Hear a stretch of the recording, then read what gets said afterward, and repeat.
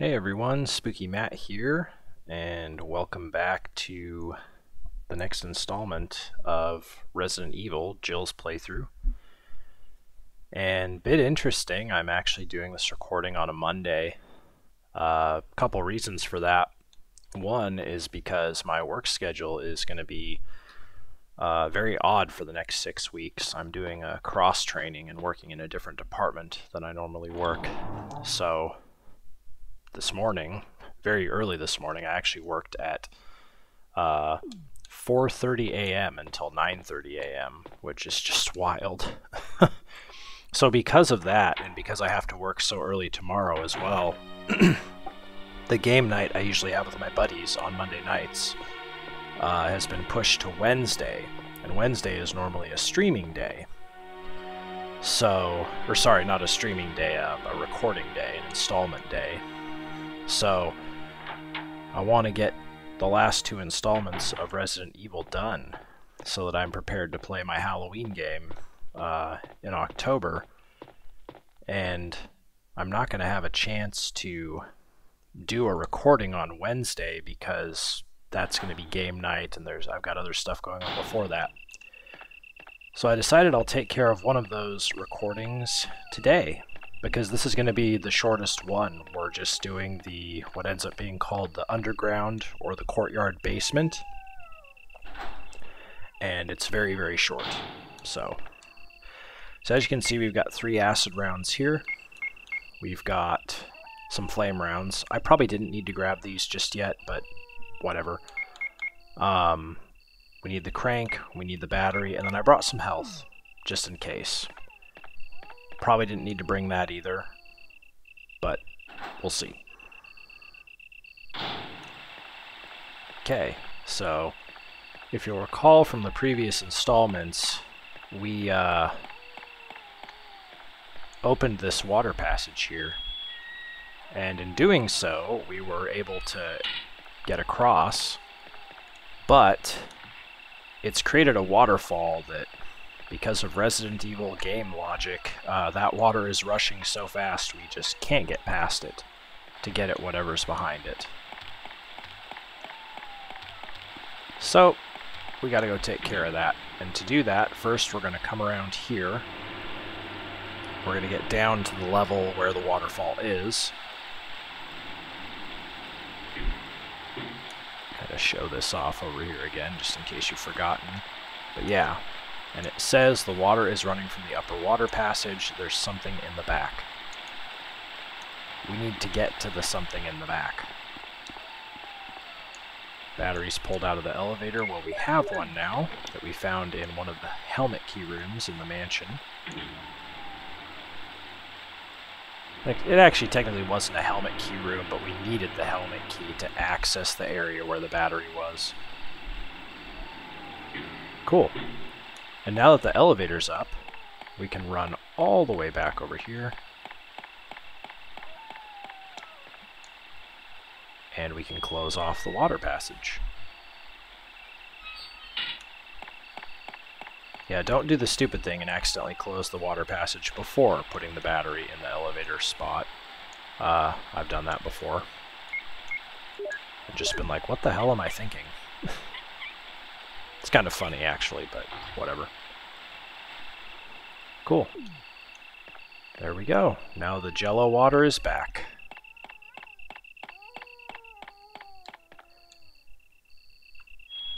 I'm not sure, but I think I'm going to go put the crank away.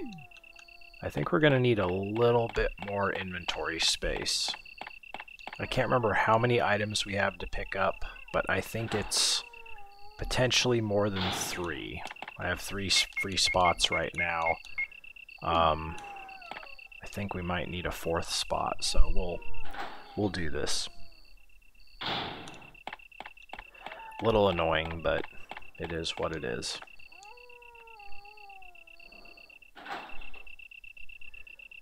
Yeah, it's actually really nice. My shift tomorrow at work, it's not 4:30 a.m. early, but it is 6 a.m. And all my shifts in this new department are just 5-hour shifts, so I'm going to work 6 a.m. till 11 a.m. And then it's going to be my weekend. So I'm basically almost going to have like 3 days off. You know, I'm free tomorrow at 11, and then I have, you know, Wednesday, my normal Wednesday and Thursday off too, so. Okay, we don't need the square crank anymore. So we're going to put it up here with stuff that we don't need. There we go. Cool. You have a lot of choices for weapons at this point. I'm using the bazooka because I didn't really get to use it in Chris's playthrough because he doesn't get access to it. But you could totally use the Colt Python for this next part as well. And it's perfectly valid. In some ways it may even be better for beginner players, again, because, you know, it fires really fast. Like the moment you pull the trigger, I mean, it's like a gun. Like in a millisecond, the bullet is going to be from the chamber of the gun in the body of the enemy that you just shot at. And as I've learned in this PC port, one bullet from the Colt Python, either from Jill or from Chris, will kill, you know, pretty much anything in one hit, I think. But again, I want to use the bazooka. Oh look, it's a ladder. There's a ladder. Will you descend it? Now remember, when we saw the cutscene for the hunter in the last installment, he came out of this area. So he came up the ladder and obviously ran through that waterfall. Oh, there's a little typewriter. This makes sense now because I don't need ink ribbons in Jill's playthrough. We're going to be able to make a little cheeky extra save. Now look at this. A hole has opened and I can't jump over it. Okay, Jill can do a lot of things, but she can't jump apparently. There's a hexagonal hole here, not a square hole. So we need something that is hexagonal shaped, and as you probably guessed, yes, it's the hexagonal crank. Surprise, surprise. Oh shit. Oh, Jill, what good timing. A moment ago I heard someone's voice coming from this hole. This is important. Let's go together since it's dark and we can't see very well. Also, Barry jump scared me. I forgot he was here. This determines if Barry's going to live or die. We want him to live, so let's go with him. Okay, let's go. Okay, then I'm gonna cover you. Let's hurry. Hey, are you all right? I can go first if you want me to. Basically, to keep Barry alive, do what he suggests. So let's go together, yes. Do you want him to go first? Yes. Oh, yes, please. I'm a little nervous. I understand. It may be more dangerous if you come behind me. Be careful. And then be very quick here.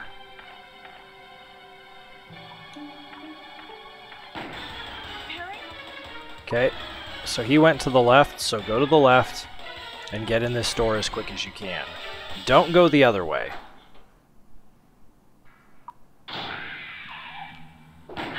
Ooh. Hell yeah, Barry. That was too close. Let's go together. Okay, let's go. Okay, then I'm gonna cover you. Let's hurry. Sweet. I forgot Barry's in the underground. This is great. If you go through the other door, Barry might still live. I've actually never tried doing that, but I just know for sure if you go through that door, he lives, so I did it. Okay, it's maybe hard to see, but there's a first aid spray on the little shelf there, or ledge, or whatever that is. Oh my god, Jill.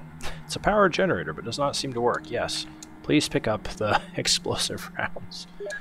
God. Okay, and that's all that's there. No elevator, as there is in the remake. And then nothing out here. Okay, we're gonna just go through this door.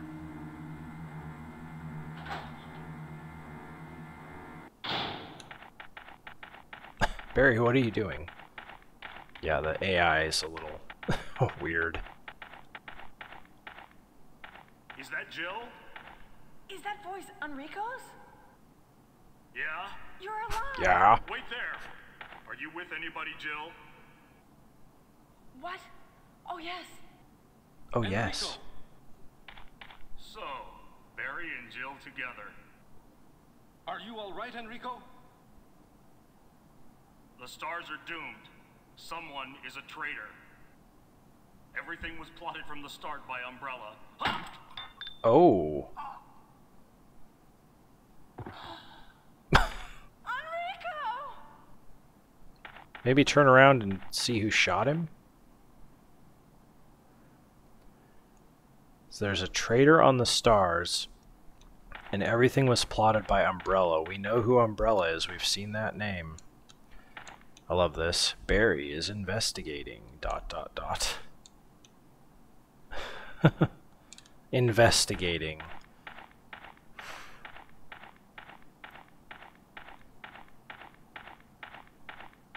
Now, unlike Chris's scenario, we don't have to deal with a hunter in here because the game is not programmed to spawn enemies in rooms where you have NPCs like Barry. So here's a crank. Check this out. Its end is hex-shaped. There it is. Perfect, that's what we wanted. Okay, when you leave this room, you are going to have to deal with 1 hunter, 2 if you go the wrong way. So get ready to aim and fire. This is where the bazooka could be dangerous. It wasn't. You can hear another hunter walking. He's back near that hole. So go out this door, and then you're going to have another hunter in front of you pretty soon. Just aim. Oh, that's bad. Well, that sucks. Okay, well, we're going to have to waste 1 flame round, which I didn't want to do. You want your flame rounds next. You'll see why here.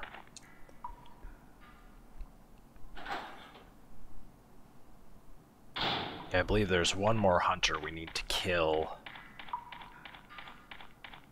And hunters are not weak to flame rounds, so we might actually have to waste 2.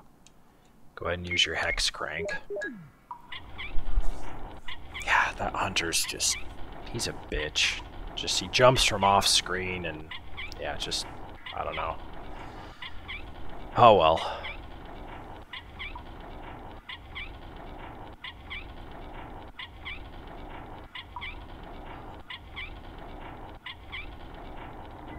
Cool. Now we can cross here. Yeah, let's do a cheeky save. Why not? I almost never save at this point, but we don't need ink ribbons, so let's go ahead and do it.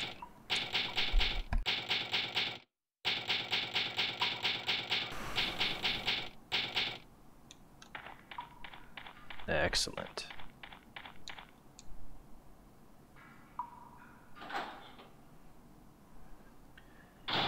Okay, this is an interesting room, and as you can see, Jill does not have a flamethrower. In a way, that's Chris's bonus weapon that Jill doesn't get, is the flamethrower, but it sucks. It's really lame. There's a boulder. Okay. Oh, I should have known I disturbed it. Run! Oh, there's some flame rounds. That's nice. There's a reason those are there, too.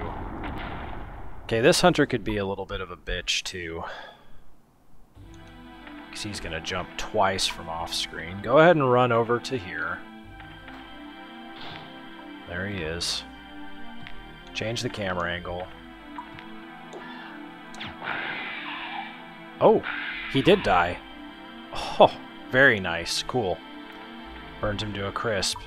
I seem to recall hunters being really strong against flame rounds in the PlayStation version of the game. So, okay, good. That worked out really, really well. Okay, and there's a reason the game gave you flame rounds. We have a boss coming up, and we don't have the flamethrower that Chris did, which is very powerful against this boss. But we have flame rounds, which are even more powerful against this boss.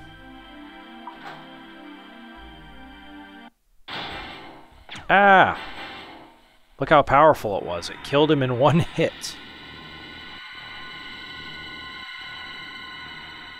Yeah, if you use anything else on Black Tiger, which is the name of that boss, it'll take multiple hits. But look at that, one flame round just burnt him to a crisp. There goes the egg sac. And there are the babies, get out. Yes, use flame rounds on Black Tiger. Even in the PlayStation version of the game, where enemies seem to be tougher, one flame round will take him out. Or her out, I guess.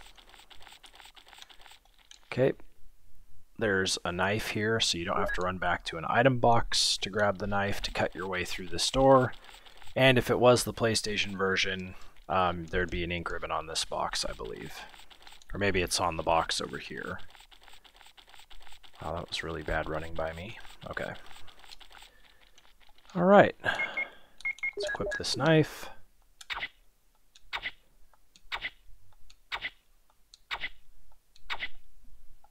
Cool.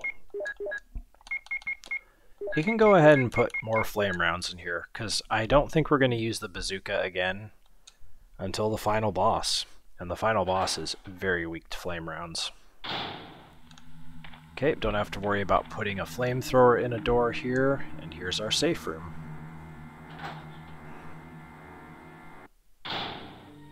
Cool.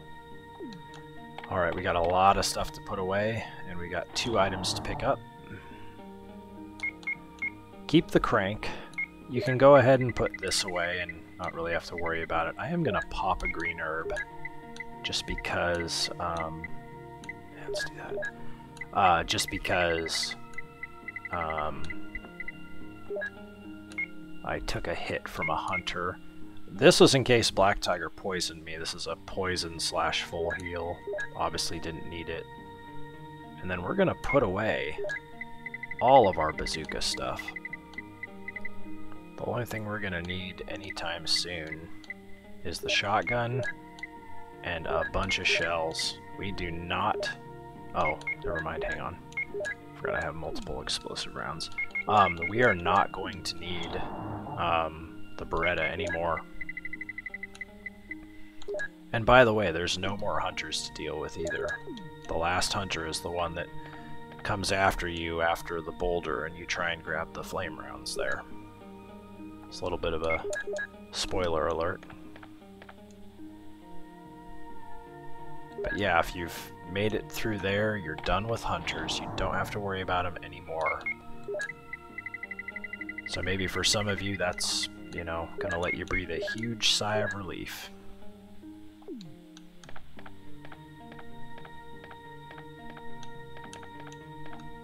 Okay.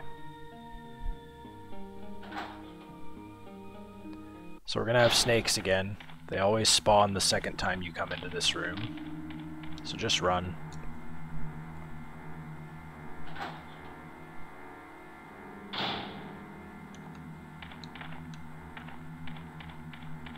To the left is an elevator. Let's go up it for now.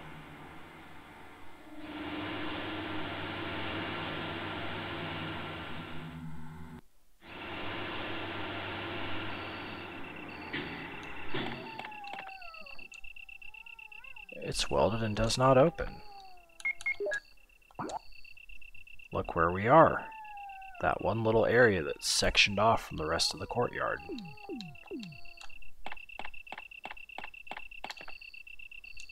This is why I came up here. Just get these herbs out of the way. I don't remember there being this many, but apparently there is.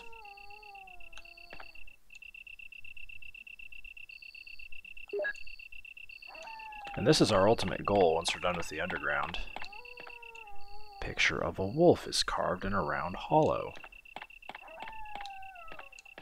That looks movable. Picture of an eagle carved in a round hollow. Well, we have something eagle-like, right? We have an eagle medal. A gold one. We don't have a wolf one, though. We're gonna go put these herbs away.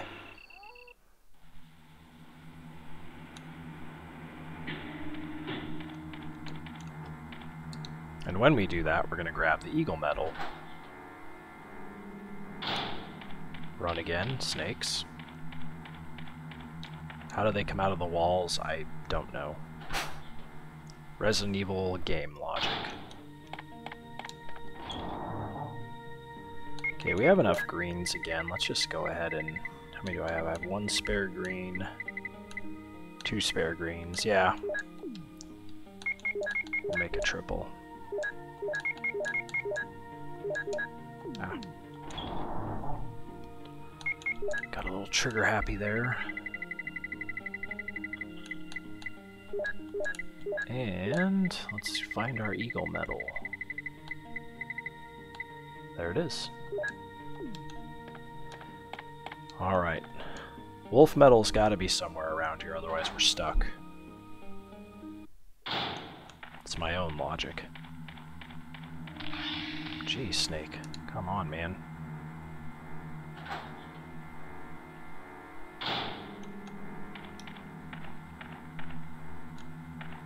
Dead end.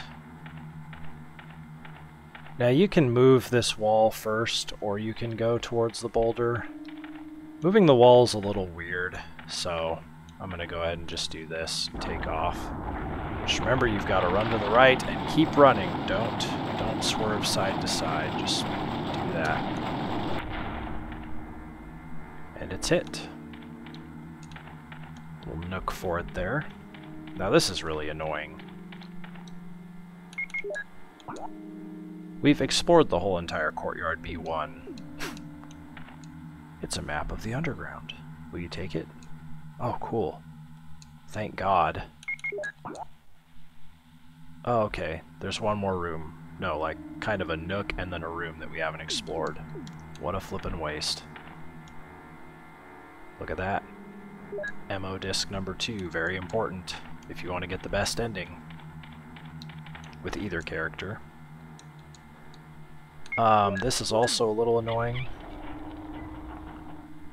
Unlike the first hex crank spot, you have to use your crank like, I think, let's see, 1, 2, I think you have to use it 3 times.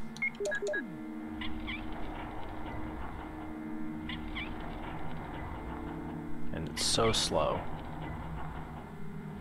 Don't know why.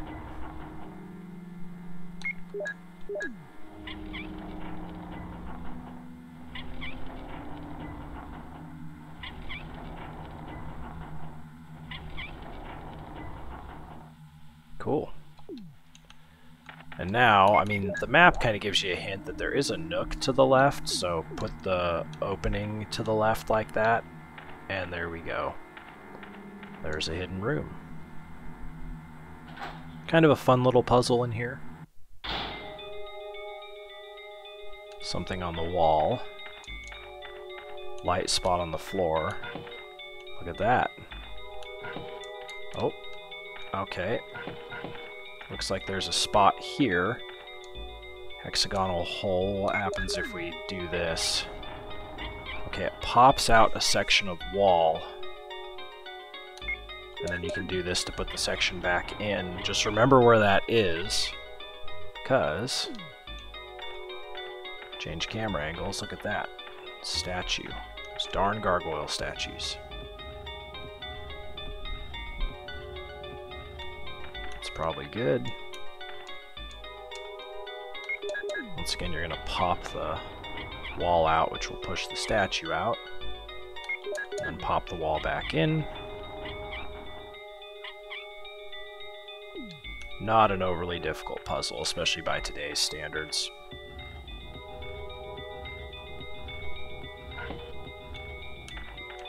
And now we can get this, and yep, it's another Doom book, the Doom Book 2. As usual, if you check the cover or the spine, nothing going on, but if you open it, look at that. Metal in the book, it's the wolf metal. Silver.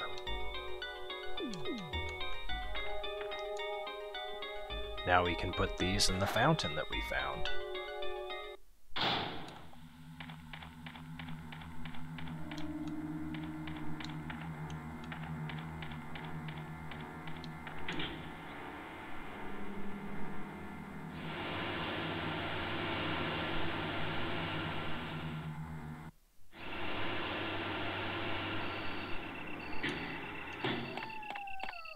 Right.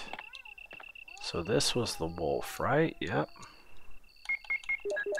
There we go.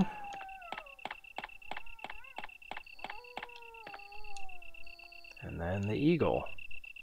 I do the check there to make sure I'm facing the right way. If you're not facing the right way and you try to use this, it'll be like, you can't use this. Or now's not the time to use it.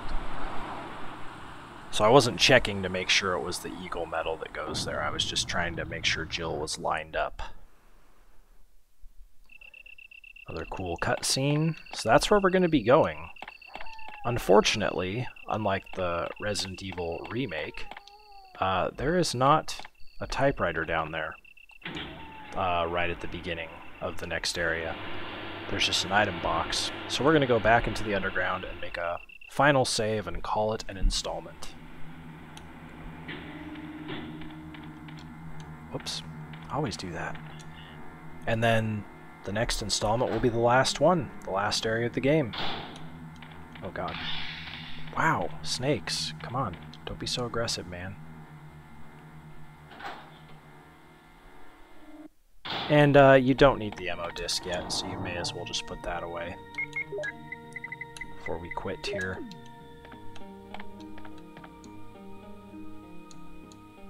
There we go. Save number 11.